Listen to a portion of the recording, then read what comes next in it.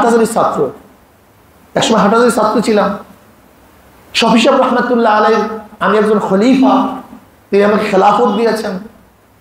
আমি যখন হাটহাজারীতে পড়তাম তখন শফি সাহেব রহমতুল্লাহ আলাইহি তিনি কিন্তু নায়েব মুহতামিম ছিলেন, মুহতামিমও ছিলেন না। এটা অনেক আগের কথা, 86-র কথা, এটা 85-86-র কথা বলতেছি।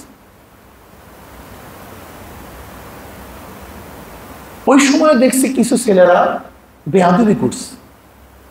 তার মানে এই নয় হাটহাজারী মাদ্রাসার ছাত্র বেয়াদব। হাটহাজারী মাদ্রাসা থেকে হাজারো বড় বড় বড় বড় মুহাদ্দিস, মুহাক্কিক, জগৎ বিখ্যাত কত আলেম বের হয়েছেন পটিয়ার থেকে, হাজারো আলেমরা বের হয়েছেন সেখান থেকে।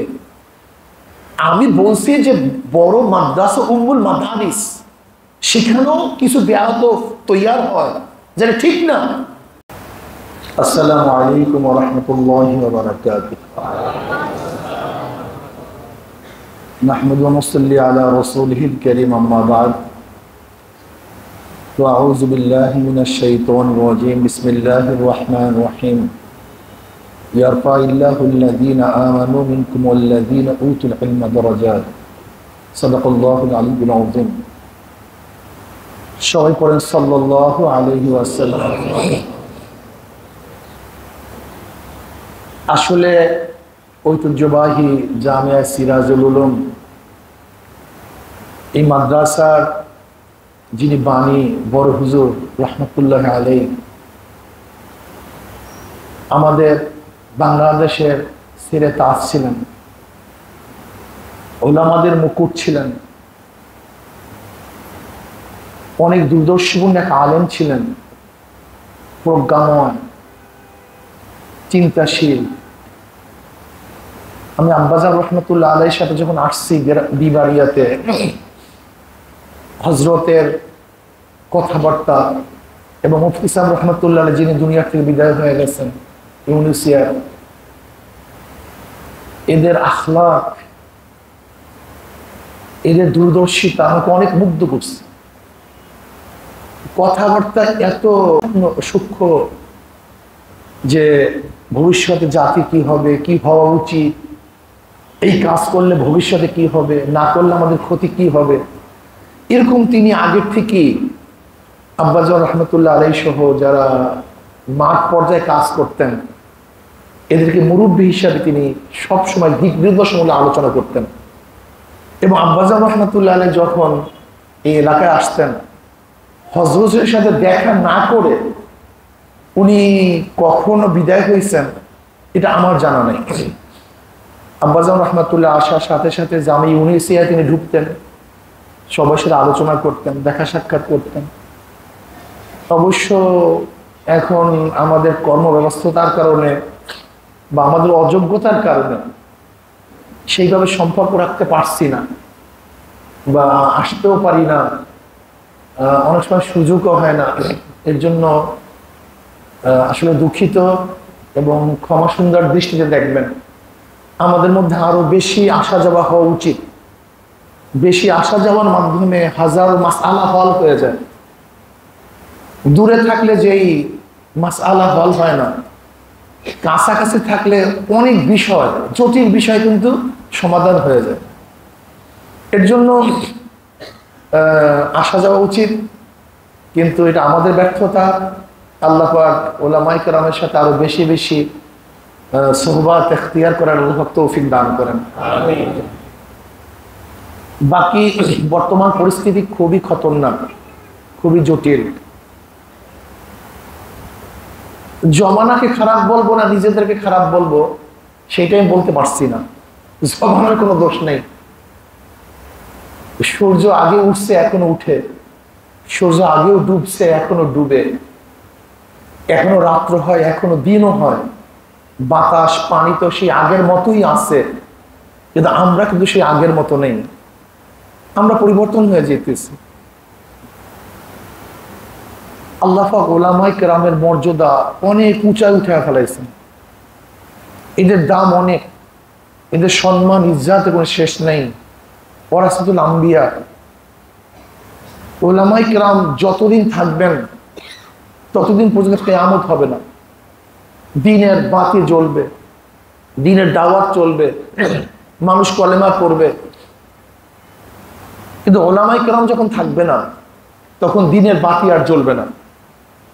বলতে পারেন হুজুর আমরা যদি দাওয়াত দেই, সাধারণ মানুষের দাওয়াতে কিন্তু দ্বীনের বাতি থাকবে না। মনে রাখতে হবে বাঘের বাচ্চা নিজের যোগ্যতায় বাহিরে বের হয়ে খেলা করতে পারে না। বাঘের বাচ্চার হাজারো শত্রু আছে, কিন্তু বাঘের বাচ্চা নির্বিঘ্নে বাহিরে খেলা করার সুযোগ কিভাবে পেয়েছে? পিছনে বাঘ। ওই বাঘের কারণে বাঘের বাচ্চার উপরে কেউ আক্রমণ করে না। যদি বাঘের বাচ্চা না থাকতো, এক মুহূর্ত বাঘের বাচ্চা বাহিরে বের হতে পারত না। আজকে সাধারণ মানুষ যে দ্বীনের দাওয়াত দেয়, এটা তাদের নিজেদের যোগ্যতার কারণে নয়, আলেম নামীয় বাঘ পিছনে থাকার কারণে সাধারণ মানুষ দাওয়াত নিয়ে বাহিরে বের হতে পারে। যদি আলেম নামীয় বাঘ পিছনে না থাকতো, সাধারণ মানুষ এক সেকেন্ডের জন্য বাহিরে দ্বীনের দাওয়াত নিয়ে বের হতে পারতো না। বলে কিভাবে বুঝলেন? দেখেন, ইসলামের বহুত বড় বড় শত্রু আছে, এবং খ্রিস্টান ইহুদিদের মধ্যে বহুত বড় বড় পণ্ডিত আছে। যদি আপনি দ্বীনের দাওয়াত নিয়ে যান, যদি খ্রিস্টানরা বলে, ইহুদিরা বলে আপনি কিসের দাওয়াত নিয়ে আসছেন, বলবে কোরআন ও হাদিসের দাওয়াত। বলে এটা তো ভুল, এর মধ্যে ভুল আছে। আপনাকে প্রশ্ন করবে, বলেন তো নবী নূহ আলাইহিস সালাতু ওয়াস সালাম জমানার মধ্যে নবী কতজন ছিল, রাসূল কতজন ছিল? আপনি বলবেন একজন। অমনি সে আপনাকে প্রশ্ন করবে, কোরআন বলছে কাযযাবাত কওমু নূহিল মুরসালিন, এখানে তো অনেক নবীর কথা বলছে, আপনি বলছেন একজন, কোরআন বলছে অনেকজন। এখন আপনি সহি না কোরআন সহি? আপনি বলুন। আপনি বলছেন একজন, কিন্তু কোরআন বলছে কাযযাবাত কওমু নূহিল মুরসালিন। আপনি তো ব্যাস। আসলে ঘটনা কি? আপনাকে প্রশ্ন করবে যে বুখারী শরীফ সহি কি সহি না? বলবে সহি, আসাহুল কিতাবি বাদা কিতাবিল্লাহ। আপনাকে প্রশ্ন করবে যে যেই রাবির ব্যাপারে খোদ ইমাম বুখারী কালাম করছেন, তানকিদ করছেন, সেই রাবির হাদিস যদি বুখারীর মধ্যে নিয়ে আসে, তা বুখারী সহি হয় কিভাবে? আপনি কি বলবেন? আপনাদের জবাব জানা নেই, বাস আপনার দাওয়াত ওই পর্যন্ত ক্লিয়ার। কথাটা বুঝাতে পারছি? এরকম একটা দুইটা না, আমি উদাহরণ দিলাম মোটা দাগে, দুই একটা উদাহরণ। এরকম হাজারো প্রশ্ন কোরআন ও হাদিসের উপর করার মতো সুযোগ আছে, ওরা জানে এই প্রশ্নগুলি, কিন্তু করে না কেন? ওরা জানে প্রশ্ন করার সাথে সাথে আলেম নামীয় বাগেরা জবাব দিবে। প্রশ্ন এই, জবাব, এটা তাফকিমের জন্য ব্যবহার হয়েছে। জবাব এই, এরকম হাজারো জবাব তাদের মধ্যে আছে। এর জন্য খ্রিস্টান ইহুদি ইসলামের দুশ্মনেরা সাধারণ মানুষের কাছে কোনো প্রশ্ন তুলে না। প্রশ্ন তুললেই আলেম নামীয় বাগেরা গিয়ে সেই মাসালা হল করে দিবে। যদি আলেম নামীয় বাগ না থাকতো, তাহলে ওই ব্যক্তির অবস্থাটা কি হতো বলেন তো? ইমান নিজেরটাও শেষ, যারা সামনে ছিল তাদেরটাও শেষ। এর জন্য আমি বলছি, আলেম না থাকলে ইসলামের বাতি, দ্বীনের বাতি জ্বলতে পারে না। এটা প্রথম মনে রাখবেন।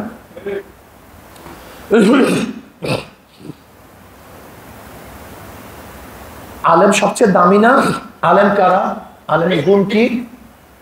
আল্লাহ বলেন ইন্নামা ইয়াখশাল্লাহা মিন ইবাদিল উলামা।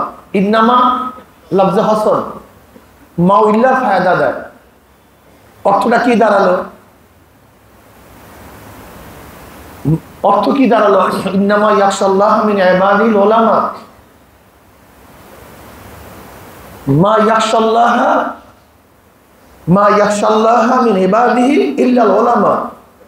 ইন্নামা ইয়াখশাল্লাহা মিন ইবাদিল উলামার অর্থ কি দাঁড়াইলো? মা ইয়াখশাল্লাহা মিন ইবাদিহি ইল্লাল উলামা। আবেদ উলামা ব্যতীত আমাকে কেউ ভয় করে না। চিন্তা করছেন যে আলেমদের মর্যাদা আল্লাহ পাক কিভাবে বয়ান করছেন? মা ইয়াখশাল্লাহা মিন ইবাদিহি ইল্লাল উলামা। ইয়ারফাইল্লাহুল্লাযীনা আমানু মিনকুম ওয়াল্লাযীনা উতুল ইলমা দারাজাত। রফা শব্দের অর্থ কি? উঁচা। কত উঁচা জানি না। আল্লাহুল্লাযী রাফা'আস সামাওয়াতি বিগাইরি আমাদিন তারাউনাহা।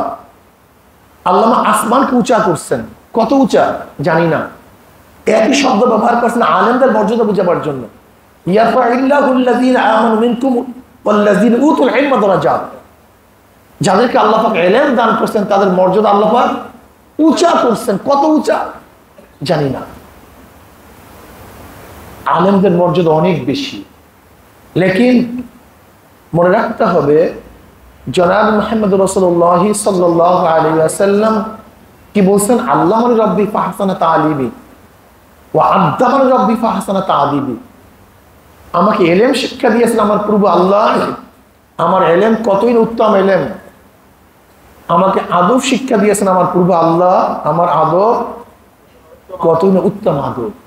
ইলম আদব, যদি ইলমের সাথে আদব থাকে সে ইলম ইলমে নবুবী, আর ইলমের সাথে যদি আদব না থাকে সে ইলম ইলমে শয়তানি। দেখেন মনে রাখতে হবে শয়তানের মধ্যে ইলমের কোনো কমতি ছিল না, কিন্তু কি ছিল না? আদব ছিল। আদব কি যাই? আদব কি ভাই? ওয়াদুশাই আলা মুহাল্লিহি। যেখানে যেই জিনিস যেইভাবে রাখা দরকার সেখানে সেই জিনিস সেইভাবে করা, বলা, রাখার নাম আদব। বুঝাতে পারিনি? যেমন বাবার সাথে ছেলের ব্যবহার কি হওয়া উচিত ওইভাবে ছেলের ব্যবহার করার নাম আদব।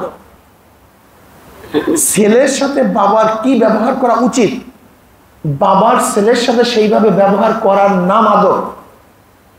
এই ছোট বাচ্চার সাথে আমার কি ব্যবহার করা উচিত এই ছোট বাচ্চার সাথে এই ব্যবহার করার নাম আমার আদব। মসজিদে কিভাবে বসা উচিত এইভাবে বসার নাম আদব। মসজিদ থেকে কিভাবে বের হওয়া উচিত এইভাবে বের হওয়ার নাম মসজিদ থেকে বের হওয়ার আদব।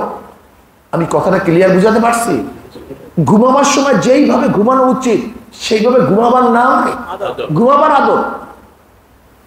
আদব শিষ্টাচার সবচেয়ে দামি, মহান ব্যক্তির আদব বলা হয়। ফাসনাদা রুকবাতাইহি ইলা রুকবাতাইহি ওয়া আদা কাফাই আলা ফাকিজাইহি। হযরত জিবরাইল আলাইহিস সালাতু ওয়াস সালাম নবী আলাইহিস সালাতু ওয়াস সালাম এসে কিভাবে বসতে হবে, কিভাবে কথা বলতে হবে, কিভাবে হাত রাখতে হবে এই আদব শিক্ষা দিয়েছেন। আদবওয়ালা জিন্দেগি খুব দামি ভাই। আমি আমার তোলাবাদেরকে বলবো বেআদব মাহরুমি গাছটাস ফজলে রব। বেআদব কিন্তু আল্লাহ পাকের রহম, আল্লাহ পাকের ফজল থেকে মাহরুম হয়ে যায়। আমি করজোর অনুরোধ করবো আমার তোলাবা বাবারা আদব ওয়ালা হন। আদবের দাম সবচেয়ে বেশি। তাওয়াজু, নিচু হন। যদি নিচু হতে পারেন আল্লাহ পাক রব্বুল আলামিন আপনাকে উঁচা করবেন। আর আপনি যদি নিজে মুতাকাব্বির হন, তাওয়াজু ইখতিয়ার না করেন, আল্লাহ পাক উঁচা করবেন না। আপনার ইলমের দ্বারা আল্লাহ পাক ফায়দাও নেবেন না। বর্তমান জমানায় কিন্তু আমাদের মধ্যে অনেক রোগ চলে আসছে। আমলের ঘাটতি, ইখলাসের ঘাটতি, আদবের ঘাটতি, গীবত শিকায়তের প্রবণতা আমাদের মধ্যে অনেক বেশি। দেখেন বাংলাদেশে ইসলামিক লিডার কয়েকজন আছে, হাতে গোনা কয়েকজন, খুব বেশি নেই, যাদেরকে মানুষ চিনে, মানুষ জানে। অথচ দেখা যায় ইসলামিক লিডারদেরকে আমরাই ধ্বংস করে ফেলি, আলেমদেরকে আমরাই গীবত শিকায়ত করি, আলেমদেরকে আমরা ইজ্জাত করতে পারি না, আলেমদেরকে আমরাই সবচেয়ে বেশি শত্রু মনে করি। বরং আমাদের মধ্যে তাসবিহ হওয়া উচিত। আমার ভুল হতেই পারে, ভুল হওয়াটা কি স্বাভাবিক, মানুষ তো সারাদিন কথা বলি, কথার মধ্যে ভুল হওয়া স্বাভাবিক কি স্বাভাবিক না ভাই? হতেই পারে, আমি তো মানুষ। যদি এরকম কোনো ভুল আপনাদের কাছে পরিলক্ষিত হয়, একজন মুমিন হিসাবে, মুমিন আয়না স্বরূপ আপনার উচিত ছিল, উচিত থাকবে ধরিয়ে দেওয়া। এইটাই মানুষের উচিত। ধরেন আমি মোহতারাম সাহেব হযরতের জামার মধ্যে এখানে ময়লা, আমি তার শুভাকাঙ্ক্ষী হলে আমার উচিত কি ছিল? ভাই ময়লা, সাফ করে দেওয়া।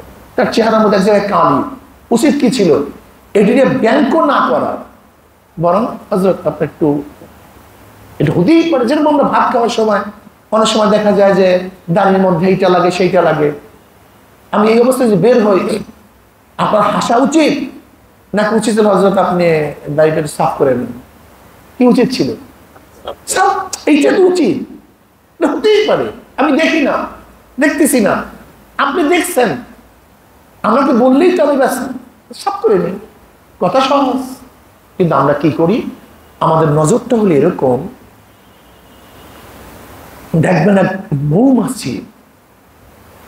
এক মৌমাছি হাজারো ময়লার মধ্য থেকে যেখানে মধু আছে সেখানে গিয়ে বসে, নাকি ভুল বললাম?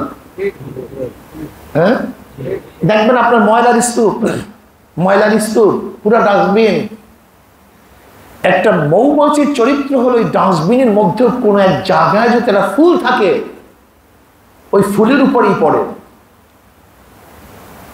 আর যারা খারাপ মাছি তাদের অবস্থা হলো হাজারো ফুলের বাগানের মধ্যে যেখানে ময়লা আছে সে সেখানেই পড়ে, নাকি ভুল বললাম? মৌমাছির চরিত্র অর্জন করেন।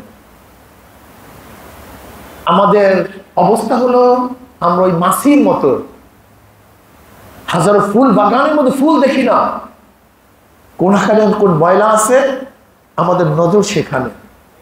আর মৌমাছির নজর হলো হাজারো ময়লা দেখে না, কোন জায়গায় ফুল আছে তাদের নজর সেখানে। আজকে আমাদের চরিত্র হওয়া উচিত ছিল মৌমাছির মতো, একজন মানুষের মধ্যে কি কি ভালো আছে ভালোটাকে খোঁজ করা। কিন্তু আমাদের অবস্থা এরকম দাঁড়িয়েছে, আমরা ভালোর দিকে একবারও দৃষ্টি করার সুযোগই পাই না, বরং কতটুকু খারাপ আছে আমরা সেই দিকেই লক্ষ্য করি। এটা আমাদের হওয়া উচিত না। দেখেন, আমি কথা বলি, যদি আপনারা আমার শুভাকাঙ্ক্ষী হন, আমার কথার মধ্যেও কিন্তু আপনাদের ভুল ধরার হাজারো সুযোগ আছে।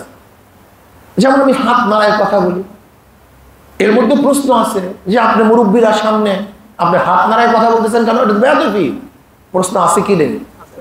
আবার যে শুভাকাঙ্ক্ষী সে কি বলবে, আরে ভাই বয়ানের সময় তো একটু হাত নাড়াচাড়া না করলে বয়ান আসে না। একই হাত নাড়ানো, নজর দুইটা। যে সমালোচক তার নজর সমালোচনার দিকে, আর যে শুভাকাঙ্ক্ষী তার নজর ব্যাখ্যার দিকে। এইটাই বাস্তবতা।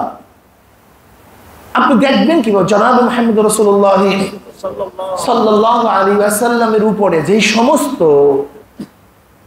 কাফের বেঈমানেরা কালাম করে, ওদের কি নবী আলাইহিস সালাতু ওয়াস সালামের উপরে আঙ্গুল তোলার মতো কোনো চরিত্র আমার নবীর আছে? তুলে কেন? ওই যে নজর খারাপ, আর কিচ্ছু না। চমৎকার একটা উদাহরণ দেই, চমৎকার। নবী আলাইহিস সালাতু ওয়াস সালাম বসা,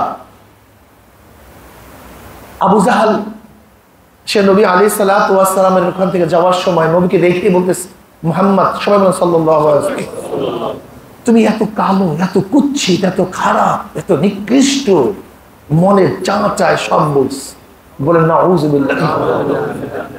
চলে গেছে। কিছুক্ষণ পরে আবু বকর সিদ্দিক রাদিয়াল্লাহু তাআলা আনহু আসছেন। তিনি কিন্তু জানতেন না আবু জাহেল এই কথা বলছে। এসে বলছে, ইয়া নবী আল্লাহ, আপনার চেহারা এত উজ্জ্বল, এত সুন্দর, এত আকর্ষণীয়, সূর্যের চেয়ে চন্দ্রের চেয়ে আপনার চেহারা অনেক ভালো, অনেক সুন্দর। যখন আবু জাহেল বলছে আপনি খারাপ, তখন ও বলছে তুমি ঠিকই বলছো। আবার যখন আবু বকর রাদিয়াল্লাহু বলছেন আপনার চেহারা এরকম উজ্জ্বল, এত সুন্দর, তুমি ঠিকই বলছো। সাহাবারা পাশে বসা, সাহাবা বলছে, ইয়া নবী আল্লাহ, আবু জাহেল বলছে আপনি বলছেন ঠিকই বলছো, আর আবু বকর বলছে আপনি বলছেন ঠিকই বলছো, অথচ একই চেহারা। বলে দেখো, আমি উভয়কে ঠিক বলার কারণটা কি? চমৎকার কথা, এটা সবসময় মনে রাখবেন। বলে দেখো, কলবের ছাপ মানুষের চোখে পড়ে, যেমন চোখের মধ্যে যদি কালো চশমা থাকে সবকিছুই দেখি, যদি রঙিন চশমা থাকে সবকিছু দেখি রঙিন। তাহলে কলবের সাপ চোখের মধ্যে পড়ে। আবু জাহেলের কলবটা যদি কালো কুচ্ছিত, এই সাপ আর চোখের মধ্যে পড়ছে, এর জন্য আমাকে কালো কুচ্ছিত দেখছে। আর আবু বকরের কলব যেহেতু পরিষ্কার, এই সাপটা চোখের মধ্যে পড়ার কারণে সে আমাকে পরিষ্কার দেখছে। বুঝতে পারিনি। এর জন্য সবসময় ইস্তাফতা নাফসাক ইস্তাফতা কলবাক, নিজেকে নিয়ে গবেষণা বেশি করা। মনে রাখবেন তোলাবাই আযাব, আল্লাহ না করুক আপনার চক্ষু যদি কারোর দোষ ত্রুটি তালাশের জন্য লেগে যায়, ফিরানো খুবই মুসিবত। এই রাস্তা থেকে বের হওয়া খুবই মুসিবত। সতর্ক হওয়া উচিত, কথা ঠিক না? আদবওয়ালা জিন্দেগি, ভুল ত্রুটি কম ধরি ভাই, কথার মধ্যে তো তাসামু হতেই পারে। আমি সেদিন এক মাদ্রাসার মাহফিলে বয়ান করতে গিয়ে এই আদবের ব্যাপারে কথা বলতে গিয়ে আমি বলছি, আমি হাটহাজারীর ছাত্র, একসময় হাটহাজারীর ছাত্র ছিলাম। শফি সাহেব রহমাতুল্লাহ আলাইহি, আমি একজন খলিফা, তিনি আমাকে খেলাফত দিয়েছেন। আমি যখন হাটহাজারীর পড়তাম তখন শফি সাহেব রহমাতুল্লাহ আলাইহি তিনি কিন্তু নায়েব মুহতামিম ছিলেন, মুহতামিমও ছিলেন না। এটা অনেক আগের কথা, ৮৬-র কথা, এটা ৮৫-৮৬-র কথা বলতেছি। ওই সময় দেখছি কিছু ছেলেরা বেয়াদবি করছে। তার মানে এই নয় হাটহাজারী মাদ্রাসার ছাত্র বেয়াদব। হাটহাজারী মাদ্রাসা থেকে হাজারো বড় বড় বড় বড় মুহাদ্দিস, মুহাক্কিক, জগৎ বিখ্যাত কত আলেম বের হয়েছেন পটিয়ার থেকে, হাজারো আলেমরা বের হয়েছেন সেখান থেকে। আমি বলছি যে বড় মাদ্রাসা উম্মুল মাদারিস, সেখানেও কিছু বেয়াদব তৈয়ার হয়, যেটা ঠিক না। পটিয়াতেও কিছু বেয়াদব তৈরি হয়, যেটা কি ঠিক না। কিন্তু সে বলছে কি, এখন মানুষ বলে কি, বা যারা আমার দোষ ত্রুটি খোঁজে কি বলে, যে আমি পুরো হাটহাজারীর ছাত্রদেরকে বেয়াদব বলছি, পটিয়ার ছাত্রদের বেয়াদব। এর কোনো কথা হলো? এটা কোন মানুষের মেজাজ হয় বলেন তো? এটা হয়। জি, হাটহাজারী উম্মুল মাদারিস, হাজারো খ্যাতমত, তাদেরকে বেয়াদব বলবো কেন? এখন কেউ যদি বলে মদিনায় চুরি হয়েছে, তার মানে মদিনাবাসী চোর, এটা কেমন কথা হলো? মক্কা চুরি করছে, তার মানে মক্কাবাসী চোর, এটা হওয়া উচিত না, সেইটা বলা। আমি আদবওয়ালা জিন্দেগি তৈয়ার করার জন্য ছাত্রদেরকে বলছি, আমি কোন অবস্থাতেই হাটহাজারীদের সমস্ত ছাত্রদেরকে, পটিয়ার সমস্ত ছাত্রদেরকে বেয়াদব বলি নাই। এটা কোনো পাগলেও বিশ্বাস করে না, করতে পারে না। কিন্তু বাস শুরু করছে। এই ইন্টারনেট, নেট জগৎ খুবই কঠিন এক মাসালা। কখন যে কারে জাহান্নামে পাঠায়া দেয় আর কাকে কখন যেন জান্নাতের আলা মাকামে পৌঁছায়া দেয়, এটা বোঝা খুবই কঠিন। সতর্ক থাকবেন, খবরদার। খবর আপনারা তো আগেই বুঝছেন, খবর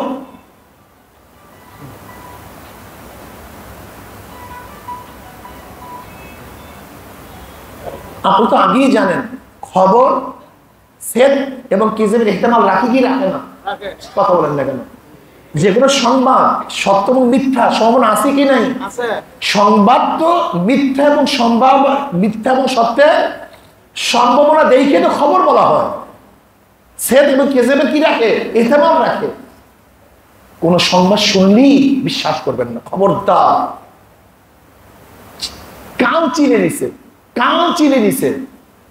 কেন আপনি কানে হাত দিতে পারেন না? আগে চিনে নিছেন, দৌড়ান কেন?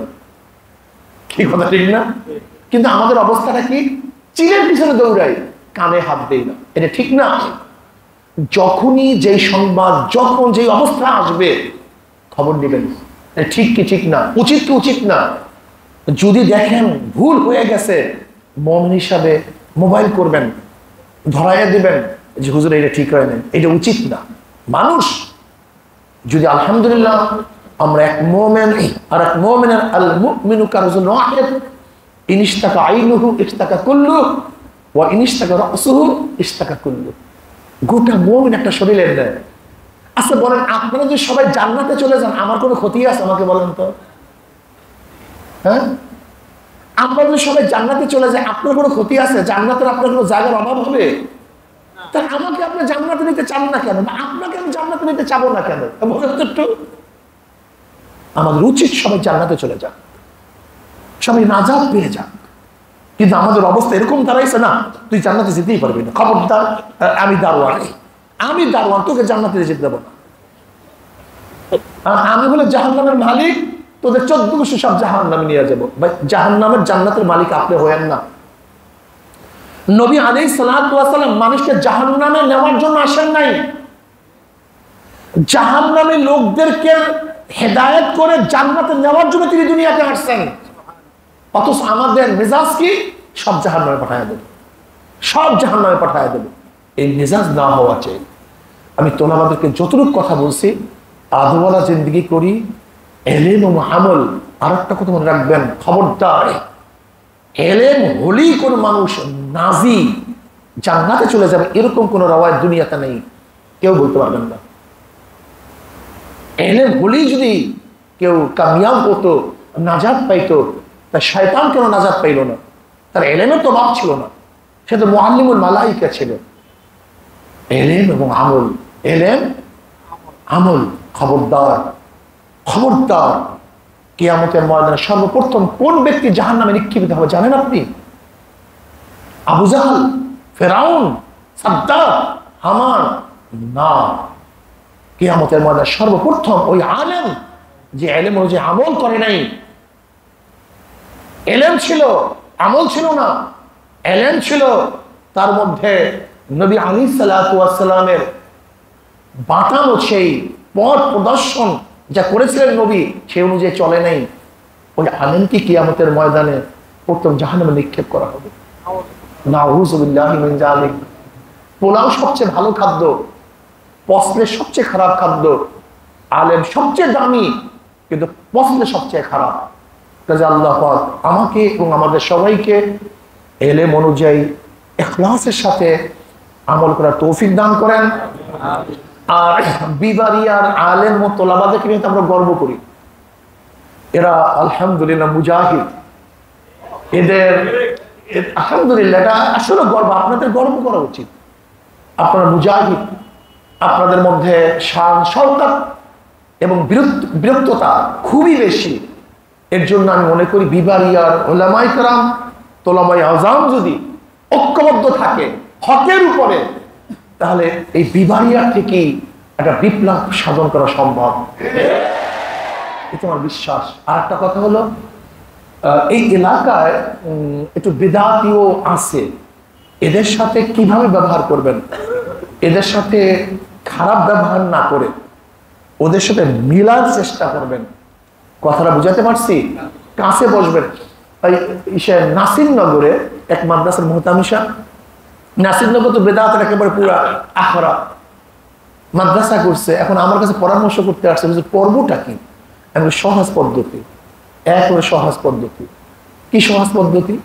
আমি বললাম এই এলাকার সবচেয়ে বড় বড় বিদআতি কে কে, এটি চিহ্নিত করবেন। নাম্বার 1।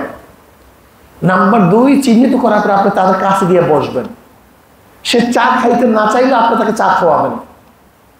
আপনি মাদ্রাসায় আসতে না চাইলে আপনি মাদ্রাসায় দাওয়াত দিবেন। এটা আপনার প্রথম কাজ। তার সাথে ভালোবাসা তৈরি করবেন। হুজুর কেন? আমি বললাম দেখেন, একটা পাত্রের মুখ খোলার আগ পর্যন্ত আপনি যতই পানি ঢালতে যান, ভিতরে পানি ঢুকাতে পারবেন? কি কথা বলেন না কেন? তাই কলবের দরজা খোলার আগ পর্যন্ত আপনি যত বয়ান করেন, বয়ান সে শুনবে না তো? আমি বলছি মহাব্বতের মাধ্যমে তার কলবের দরজাটা কিছু ফাঁক করার চেষ্টা করুন, যেন আপনার কথা সে গ্রহণ করতে চায়, গ্রহণ করবে। যতক্ষণ পর্যন্ত কলবের দরজা না খুলবেন, হাজারো লক্ষ বয়ান করবেন, ওর বয়ান কলবে ঢুকবে না, কোনো তাসির হবে না। আপনি চা খাওয়াবেন, পাশে বসবেন, তা আমি লোকটাকে এত ঘৃণা করি, লোকটা আমাকে এত মহাব্বত করে, ঘটনা কি? আল্লাহ কি কৃষ্ণা এমন ঔষধ দিছি, এই ঔষধ অনুযায়ী কাজ করার পরে সেই বেদাতির মাদ্রাসা সবচেয়ে বড় সহযোগী হয়ে গেছে। এইটাই নিয়ম, এইটাই পদ্ধতি। এর জন্য আমাদের ব্যবহারটা, আচরণটা বেদাতের সাথে এমন ভাবে করবেন যেন আপনার কথা শুনতে চায়। যখনই শুনবে তখন আস্তে হকের কথাটা বসায় দেবেন। আমি কথাটা বুঝাতে পারছি? দেখেন ফায়দা হবে। আল্লাহ আমাকে এবং আমাদের সবাইকে দুনিয়া এবং আখিরাতে কামিয়াবি দান করেন, ইলম আমলে তারাক্কি দান করেন। আল্লাহ পাক গুনাহ মাফ করাইয়া জান্নাতের ব্যবস্থা করে দেন। আমার জন্য দোয়া চাই, আমিও দোয়া করি। আল্লাহুম্মা আমিন। ربنا ظلمنا أنفسنا وإن لم تغفر لنا وترحمنا لنكونن من الخاسرين ربنا آتنا في الدنيا حسنة وفي الآخرة حسنة وقنا عذاب النار اللهم احفظنا من كل بلاء الدنيا وعذاب الآخرة আল্লাহ আমাদের গুনাহ খাতা মাফ করে দেন, আল্লাহ গুনাহ খাতা মাফ করে দেন, আল্লাহ গুনাহ থেকে বাঁচিয়ে থাকার তৌফিক দিয়ে দেন, আল্লাহ গুনাহ থেকে বাঁচিয়ে থাকার তৌফিক দিয়ে দেন, আল্লাহ গুনাহ থেকে বাঁচিয়ে থাকার তৌফিক দিয়ে দেন। আল্লাহ যতদিন জিন্দা রাখেন ইসলামকে জিন্দা রাখিয়েন। আল্লাহ যখন শেষ ডাক দেবেন ঈমানের সাথে ডাক দিয়েন। আল্লাহ এই মাদ্রাসাকে আপনি কবুল করে নেন, গোটা দুনিয়ার হক্কানি মাদারিসগুলোকে আপনি কবুল করে নেন। আল্লাহ উলামায়ে কেরামকে কবুল করে নেন, আল্লাহ তুলাবায়ে ইলমকে কবুল করে নেন। আল্লাহ সহিহ ইলম অর্জন করার তৌফিক দিয়ে দেন, আল্লাহ সহিভাবে আমল করার তৌফিক দিয়ে দেন। আল্লাহ যতদিন জিন্দা রাখেন ইসলামকে জিন্দা রাখিয়েন। যখন শেষ ডাক দেবেন ঈমানের সাথে ডাক দিয়েন। আল্লাহ বড় হুজুরের কবরকে জান্নাতের বাগিচা বানায়া দেন। আল্লাহ মুফতি সাহেব হুজুরের কবরকে জান্নাতের বাগিচা বানায়া দেন। ইয়া আল্লাহ খতিব আযমের কবরকে জান্নাতের বাগিচা বানায়া দেন। ইয়া আল্লাহ গোটা দুনিয়ার মুমিন মুত্তাকিনরা যে যেখানে শুয়ে আছে সবার কবরের আযাবকে maaf করে দেন। ইয়া আল্লাহ খাস করে আমাদের শায়খ ও মুর্শিদের কবরকে জান্নাতের বাগিচা বানায়া দেন।